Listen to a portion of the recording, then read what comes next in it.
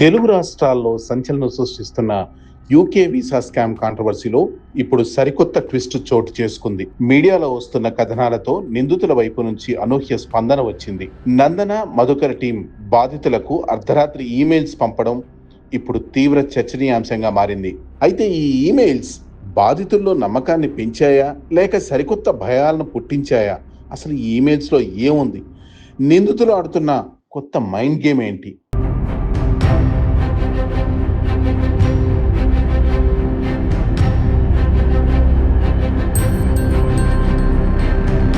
Nandu's world దంపతులు నందనారామ మధుకర్పై దాదాపు 3-4 నెలల క్రితం చేసిన ఫార్మల్ కంప్లైంట్స్ పై రాత్రి నిందితుల టీం స్పందించింది.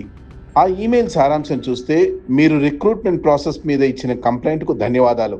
ఈ విషయాన్ని మా ఇన్వెస్టిగేట్ టీం పరిశీలించాలంటే మీరు కంపెనీకి పంపిన పేమెంట్స్ యొక్క బ్యాంక్ స్టేట్మెంట్స్, ట్రాన్సాక్షన్ రిసిప్ట్స్ వంటి ఆధారాలను మాకు పంపండి అని కోరారు. అలాగే తాము ఒక అంతర్గత విచారణ జరిపి ఆ తర్వాతే బాధితులకు సమాధానం ఇస్తామని అందులో తెలిపారు.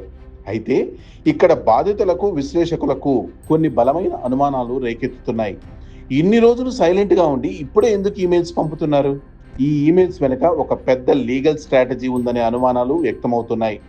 బాధితులు డబ్బులు పంపింది కంపెనీ అకౌంట్స్ కాదు, నిందితుల వ్యక్తిగత ఖాతాలకు, వారి భార్యలు లేదా స్నేహితుల అకౌంట్స్కు. కానీ ఈమెయిల్స్లో మాత్రం కంపెనీకి పంపిన ప్రూఫ్స్ అడుగుతున్నారు.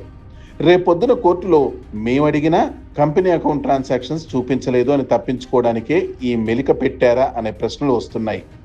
కానీ అన్నిటికంటే భయంకరమైన విషయం మరొకటి ఉంది. ఈమెయిల్ చివరిలో మీ ప్రస్తుత నివాస చిరునామా పంపండి అని అడిగారు. కమ్యూనికేషన్ అంతా ఈమెయిల్స్, ఫోన్ కాల్స్ ద్వారా జరుగుతున్నప్పుడు నివాస చిరునామా ఎందుకు అడుగుతున్నట్టు?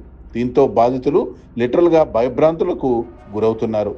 తమ ఇళ్లకు ఎవరినైనా పంపి బెదిరిస్తారా అని ఆందోళన చెందుతున్నారు.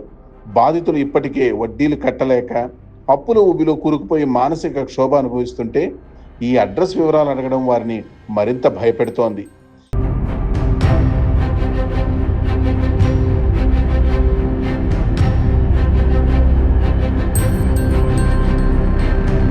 ఈ క్రమంలో బాధితులకు నిపుణులు ఇస్తున్న సలహా ఏంటంటే, ఈమెయిల్స్కు రిప్లై ఇవ్వకుండా వదిలేయకండి.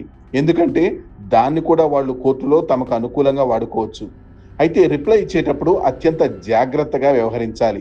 మీరు చెప్పిన ప్రకారమే మేము మీ పర్సనల్ అకౌంట్లకి డబ్బులు పంపాం, దానికి సంబంధించిన వాట్సాప్ కన్ఫర్మేషన్స్, బ్యాంక్ ప్రూఫ్స్ ఇవే అని స్పష్టంగా సమాధానం ఇవ్వాలి. అలాగే మీ లీగల్ అడ్వైజర్ లేదా లాయర్ సమక్షంలో చర్చించుకొని అందరూ గ్రూప్గా ఒకే తాటిపై నిలబడి ఈ పోరాటం చేయాలి. అంతే తప్ప కరెంట్ రెసిడెన్షియల్ అడ్రస్ లాంటి వ్యక్తిగత వివరాలను, కీలకమైన అస్సలు ఆధారాలను ఇప్పుడే వారికి షేర్ చేయొద్దు అని పేర్కొంటున్నారు. బాధితులు కోరుకునేది చాలా సింపుల్. మేము అప్పులు చేసి కట్టిన డబ్బులు మాకు సెటిల్ చేయండి, మేము కేసులు కూడా వెనక్కి తీసుకుంటాం అని వారు మొరపెట్టుకుంటున్నారు. ఇప్పటికైనా నిందితులు భయపెట్టే ధోరణి వీడి బాధితులకు భరోసా ఇచ్చేలా నిజాయితీగా సమస్యను పరిష్కరిస్తారో లేదో చూడాలి. చట్టం ద్వారా అయినా బయట అయినా బాధితులకు న్యాయం జరిగి తీరుతుందని నమ్ముదాం.